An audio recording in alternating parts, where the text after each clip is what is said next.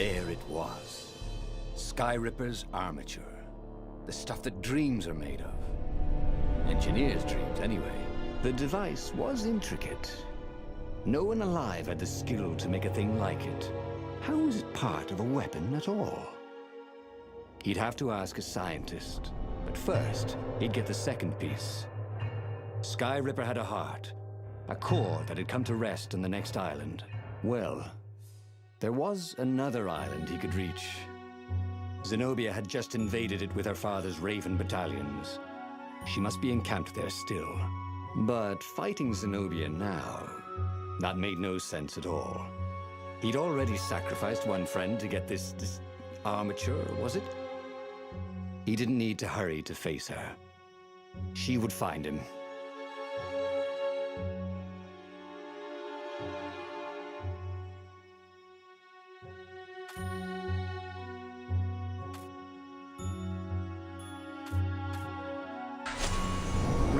Asked himself why he changed course to confront Zenobia. He'd no idea. Sometimes he would just do things, and he could never figure out why he'd done them. Usually, they worked out. After all, he was a hero.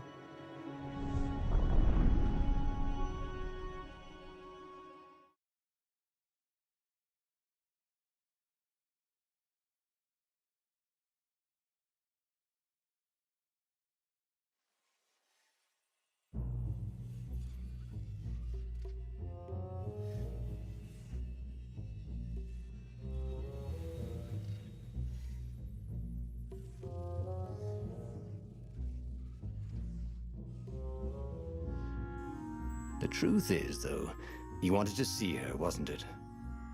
It had been a dozen years since Swordfu School. He'd followed every rumor about her, every scrap of news. Not that he still loved her. After all, she was his enemy. No, it was solely because, know your enemy. But it would be great to see her. Even if they faced off across sword points, as they'd done so many times at school. The world was a less interesting place without her.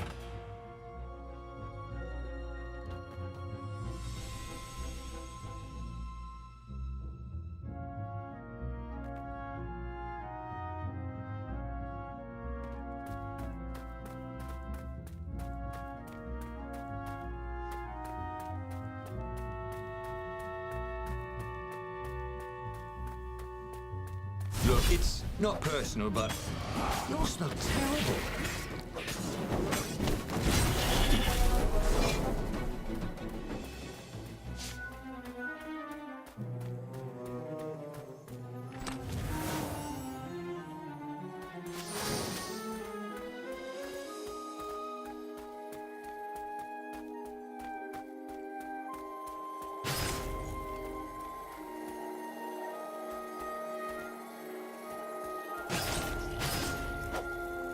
Well, the eyes have had it.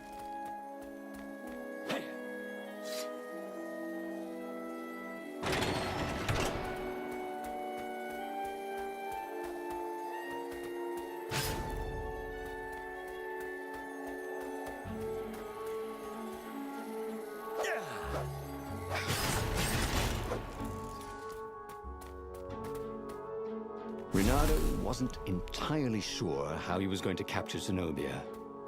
She'd be expecting him. And he didn't have Lapino to cook up a clever plan. Why was it again that he hadn't got the core?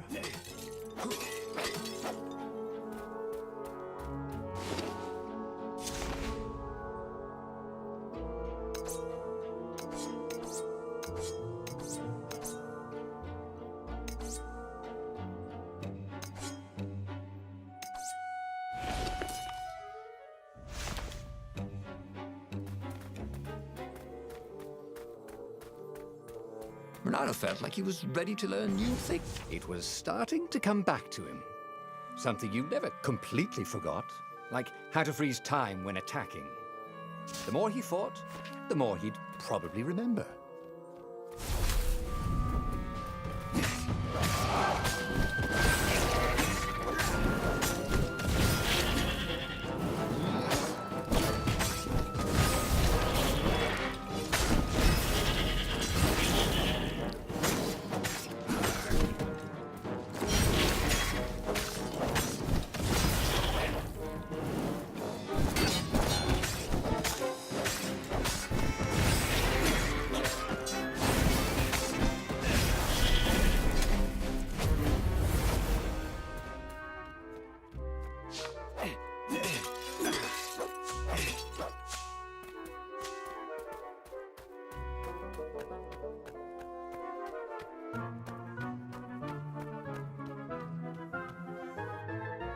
Reynardo slinked through Zenobia's ship, making no sound at all.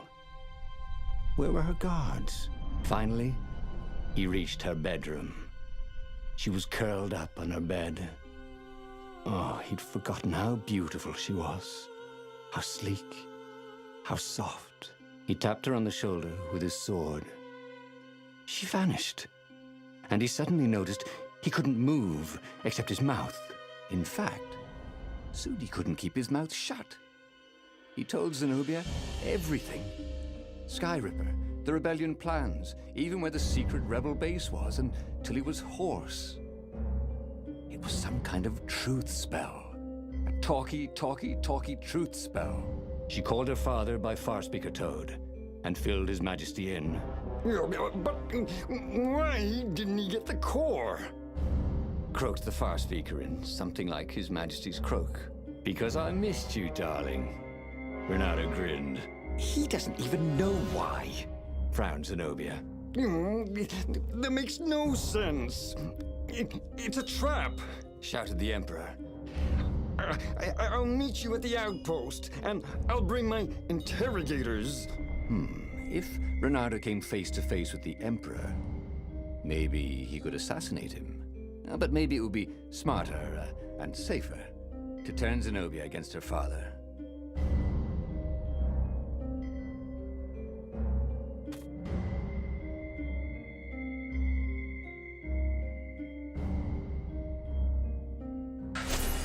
What are you doing?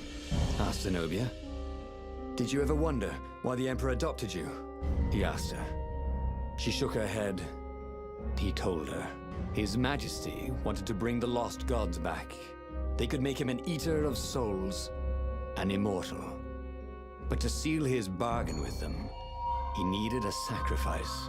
Someone who truly loved him. She was stunned. Furious. You're lying.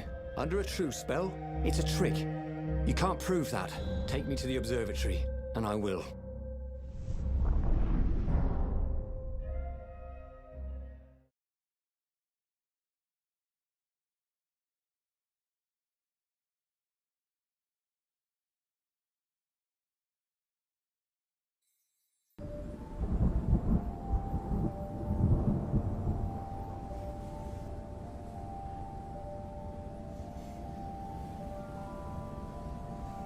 What kind of proof could you possibly have? She said as they landed on the Nexus. Your father ritually sacrificed a village, and he left witnesses? The scientists resurrected one. Well, it's not really alive, but it can talk. A true witness. She frowned. The dead can't lie. Well, I bet they could. They just don't have any reason to. She nodded grimly. You go on ahead. I don't want the Ravens to see me.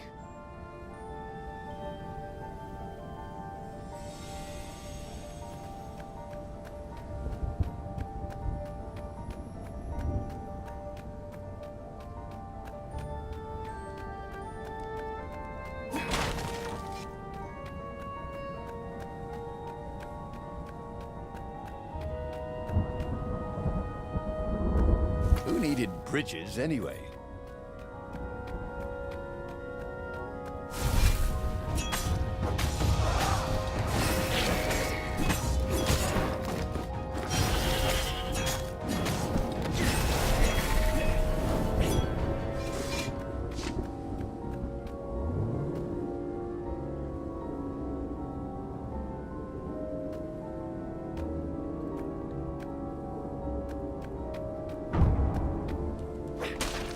Reynardo, smash!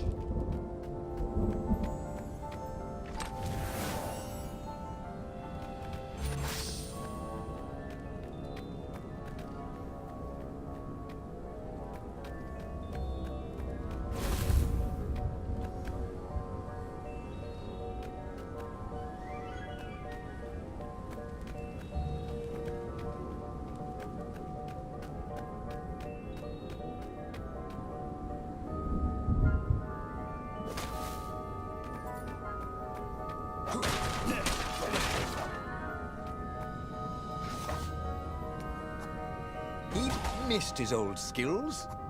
He welcomed them back like he was at a reunion.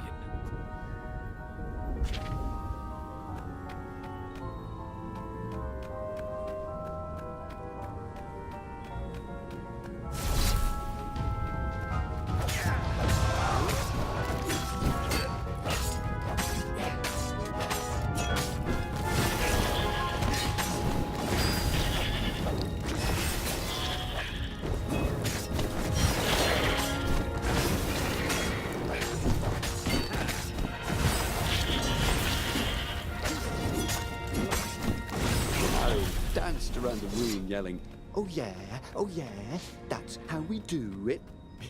It was something he liked to do, but only after he'd killed all the witnesses.